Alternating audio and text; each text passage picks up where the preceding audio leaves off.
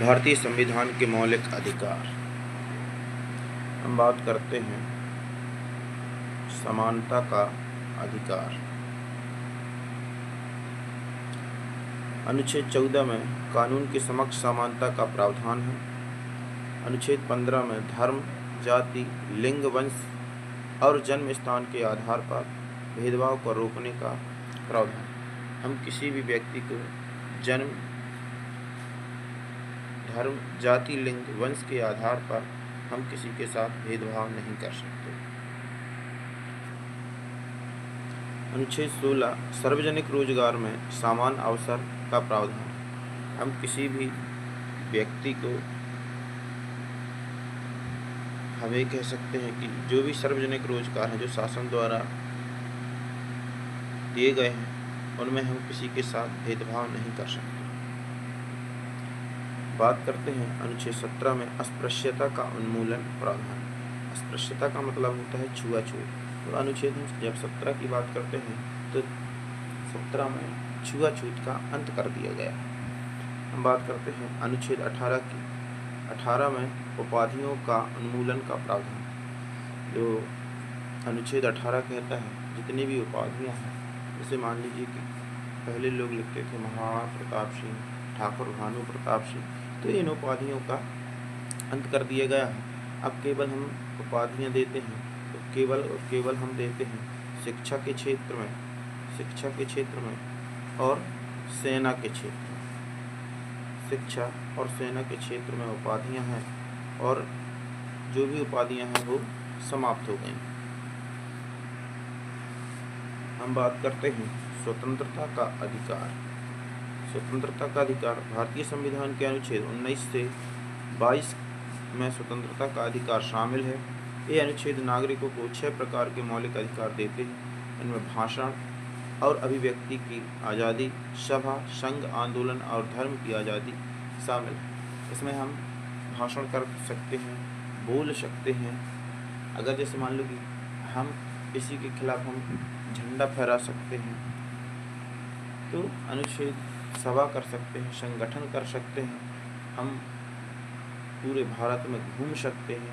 घूमते घूमते जो जगह हमें पसंद आती है उस जगह में हम रह सकते हैं और रहते रहते अब भाई रहेंगे तो कुछ ना कुछ तो करना पड़ेगा, तो हम वहाँ रह के व्यापार भी कर सकते हैं। तो ये हमें अनुच्छेद 19 6 प्रकार की स्वतंत्रता देता है।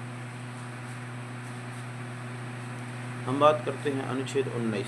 इस अनुच्छेद में 6 तरह की आज़ादियों की गारंटी दी गई है। इसमें भाषण और अभिव्यक्ति की आज़ादी, शांतिपूर्ण इकट्ठा होने की आज़ादी और पूरे देश घूमने की आज़ादी शामिल है। हम बात करते हैं अनुच्छेद 20 की। यह अनुच्छेद आरोपियों या दोषी व्यक्तियों के अधिकारों की रक्षा करता है। इसमें पूर्वव्यापी कानून, दोहरा खतरा और आत्मदोषारोपण के खिलाफ अधिकार की बात की गई है। अनुच्छेद 21। अनुच्छेद 21 यह अनुच्छेद किसी व्यक्ति को उसके प्राण एवं दैहिक स्वतंत्रता से विधि द्वारा स्थापित प्रक्रिया के अनुसार ही वंचित करने की बात कहता है। हम बात करते हैं अनुच्छेद 22। यह अनुच्छेद किसी व्यक्ति को निरोध और गिरफ्तारी से संरक्षण देता है। इन अधिकारों पर उचित प्रतिबंध भी लगाए जा सकते हैं। ये प्रतिबंध भारत की संप्रभुता और अखंडता, सार्वजनिक व्यवस्था, शालीनता और नैतिकता के हित में लगाए जा सकते हैं। हम बात करते हैं शोषण के विरुद्ध अधिकार। शोषण के विरुद्ध अधिकार भारत के संविधान के अनुच्छेद 23 और 24 में निहित एक मौलिक अधिकार है। यह अधिकार लोगों को शोषण से बचाने और उनकी इच्छा के विरुद्ध काम करने के लिए मजबूर न करने की गारंटी देता है। कहने का तात्पर्य है कि हम किसी भी व्यक्ति को ज़बरदस्ती काम नहीं करा सकते। पहले क्या होता था कि हम जैसे मान लें कि अगर उसको कोई बुखार है या कोई बीमारी है, अगर एक बार सुबह काम पर चला जाता है तो उसे तब तक काम कराया जाता था जब तक शाम नहीं हो जाती। तो अब ऐसा नहीं है, जब तक व्यक्ति की इच्छा होगी तब तक वह काम कर सकता है, बाकी वो नहीं कर सकता।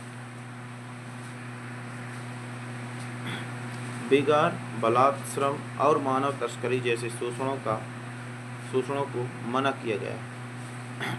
बलात्श्रम मतलब वही बंधुआ मजदूरी, मानव की तस्करी मतलब जो व्यापार करते हैं, जैसे मान लीजिए स्त्रियों का व्यापार करते हैं, है ना, तो ये भी बंद हो गया है।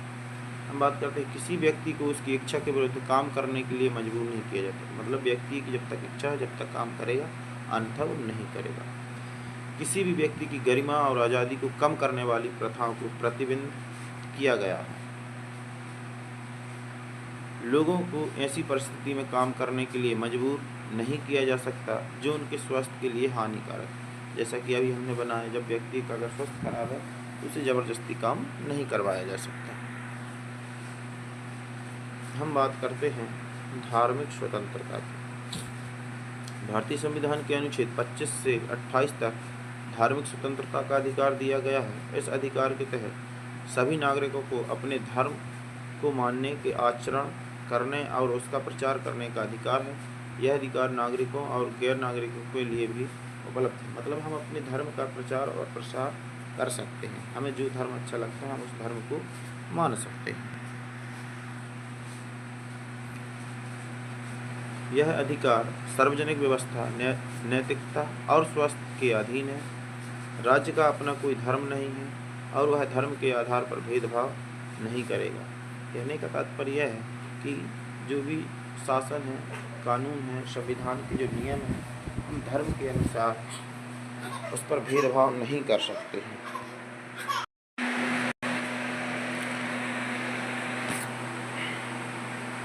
हम बात करते हैं कोई भी व्यक्ति अपनी पसंद के धर्म को मानने के लिए स्वतंत्र होता है। हम किसी भी धर्म को मान सकते हैं, चाहे वो हिंदू हो, चाहे मुस्लिम हो और चाहे सिख हो।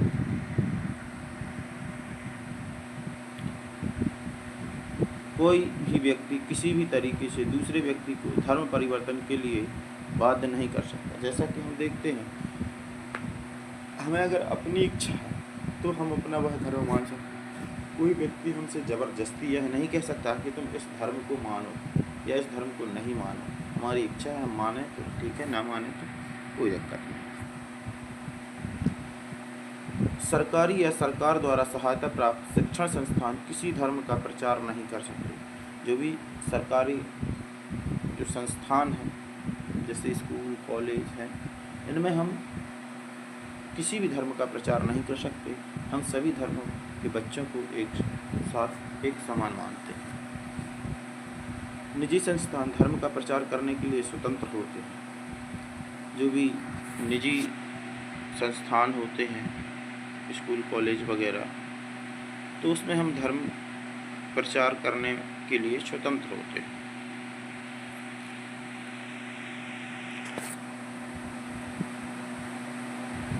पाँचवा, शिक्षा और संस्कृति का अधिकार। हम बात करते हैं शिक्षा और संस्कृति का अधिकार भारतीय संविधान के अनुच्छेद 29-30 में वर्णित है। अल्पसंख्यकों को अपनी संस्कृति, भाषा और लिपि को संरक्षित करने और शिक्षा प्राप्त करने का अधिकार प्रदान करता है। अनुच्छेद 29, यह अनुच्छेद भारत के किसी भी क्षेत्र या भाग में रहने वाले नागरिकों के किसी भी समूह को जिनकी अपनी भाषा, लिपि या संस्कृति है उसे संरक्षित करने का अधिकार देता है। अनुच्छेद 30, यह अनुच्छेद अल्पसंख्यकों को अपनी पसंद के शैक्षणिक संस्थानों की स्थापना और प्रशासन का अधिकार देता है, मतलब हम अपने पसंद की शिक्षा ग्रहण कर सकते हैं।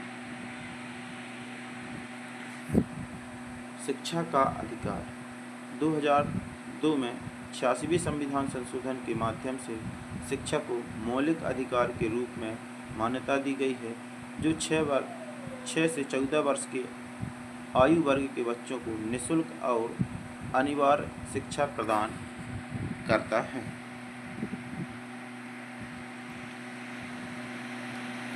हमारा छठवां अधिकार है वो है संवैधानिक उपचारों का अधिकार। संवैधानिक उपचारों का अधिकार भारतीय संविधान के अनुच्छेद 32 और 226 के तहत आता है। यह एक मौलिक अधिकार है। इस अधिकार के तहत कोई भी व्यक्ति अपने मौलिक अधिकारों की रक्षा के लिए सर्वोच्च न्यायालय या उच्च न्यायालय में जा सकता है।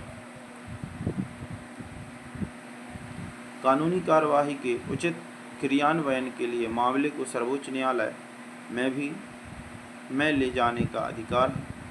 मौलिक अधिकारों के उल्लंघन के मामले में न्यायालय जाने का अधिकार, कानून के समक्ष समानता और कानून को समान संरक्षण, भेदभाव से मुक्ति। हम किसी भी व्यक्ति के साथ हम भेदभाव नहीं कर सकते। जीवन और स्वतंत्रता का अधिकार, संवैधानिक संरक्षण का अधिकार।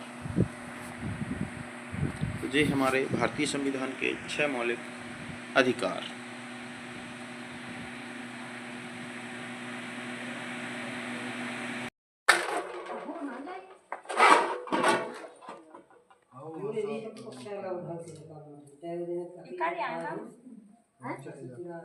तुझसे बंद है? हाँ। करे आता? हाँ। वो तो साफ है, मशीन जैसे। ना मजा। हाँ तो हाँ हो गया। ये